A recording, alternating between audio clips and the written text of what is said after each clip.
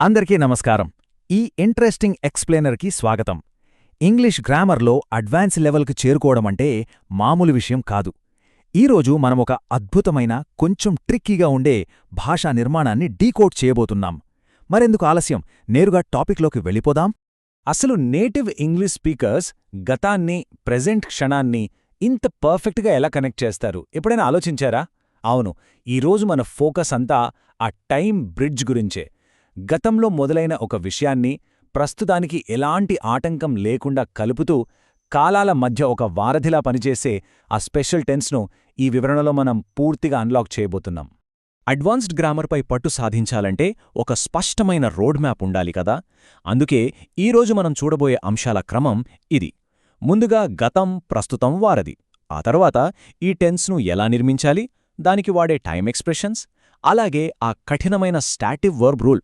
చివరిగా మనం సాధారణంగా చేసే కొన్ని మిస్టేక్స్ని ఎలా సరిదిద్దుకోవాలో స్టెప్ బై స్టెప్ చూద్దాం.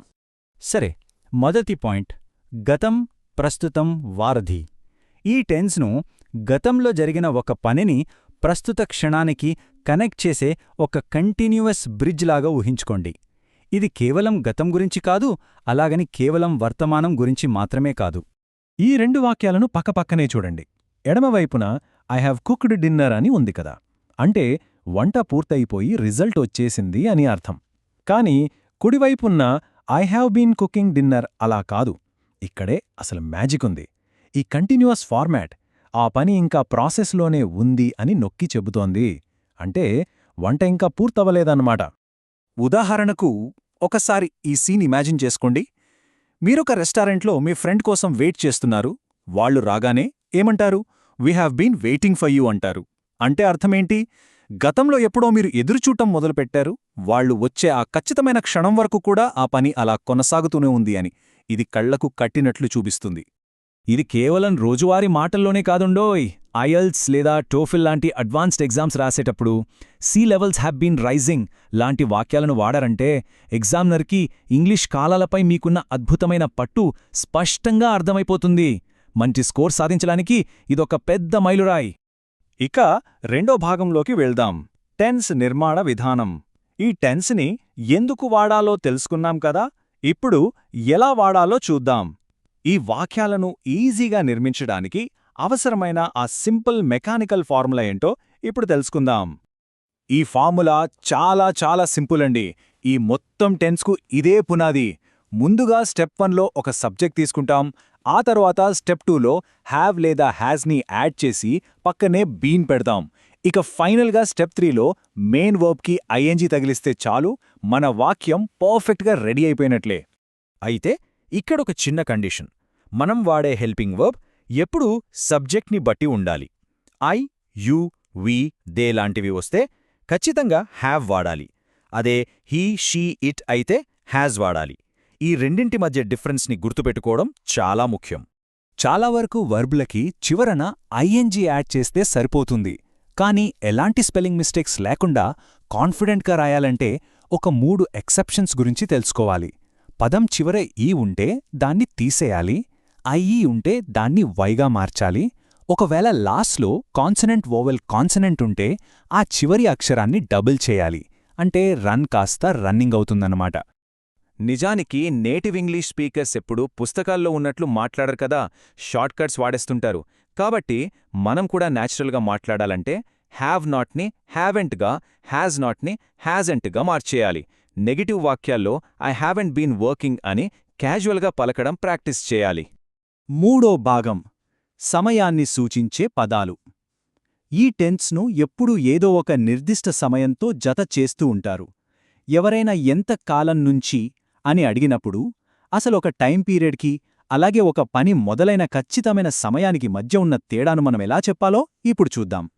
చూడండి, టైం చెప్పేటప్పుడొచ్చే అతిపెద్ద కన్ఫ్యూషన్ ఇది.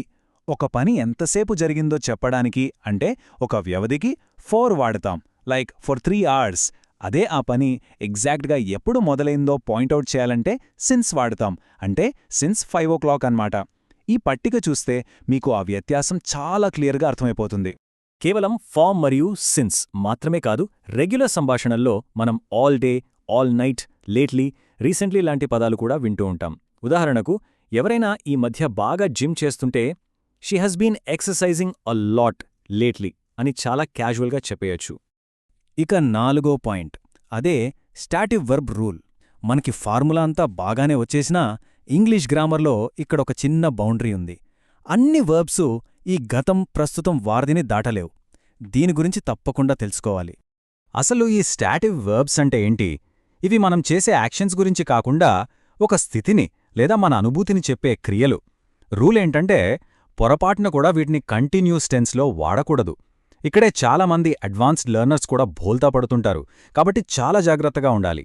ఉదాహరణకు know, like, understand, believe, love ఈ పదాలన్నీ యాక్షన్స్ కాదు కదా, అవి మన స్టేట్ ఆఫ్ మైండ్ని సూచిస్తాయి. భౌతికంగా చేసే పనులు కాదు కాబట్టి వీటికి ఎట్టి పరిస్థితుల్లోనూ ఆ ఐఎన్జీ కంటిన్యూస్ ఫార్మాట్ అస్సలు సెట్ అవ్వదు. ఇక ఫైనల్గా 5వ భాగంలోకి వచ్చేసాం. మనం ఇప్పటివరకు చెప్పుకున్న రూల్స్ని బేస్ చేసుకుని నిజ జీవితంలో ఈ టెన్స్ వాడేటప్పుడు తరచుగా చేసే ఒక 3 ముఖ్యమైన తప్పుల్ని ఇప్పుడు మనం సరిదిద్దుకుందాం. మొదటి తప్పు ఇక్కడే ఉంది చూడండి. ఇందాకే చెప్పుకున్నాం కదా, నో అనేది ఒక స్టాటివ్ వర్బ్ అని. అందుకే దాన్ని I have been knowing John అని అనడం 100% తప్పు. అలా బలవంతంగా అనకూడదు. దానికి బదులుగా సింపుల్గా ఐ హ్యావ్ నోన్ జాన్ అని చెప్పేస్తే సరిపోతుంది. రెండో మిస్టేక్ ఏంటంటే చాలామంది ఐఎమ్ వర్కింగ్ హియర్ సిన్స్ 2018 అంటుంటారు. ప్రెజెంట్ కంటిన్యూస్ కేవలం ఇప్పుడు జరుగుతున్న దానికి మాత్రమే వాడాలి కదా.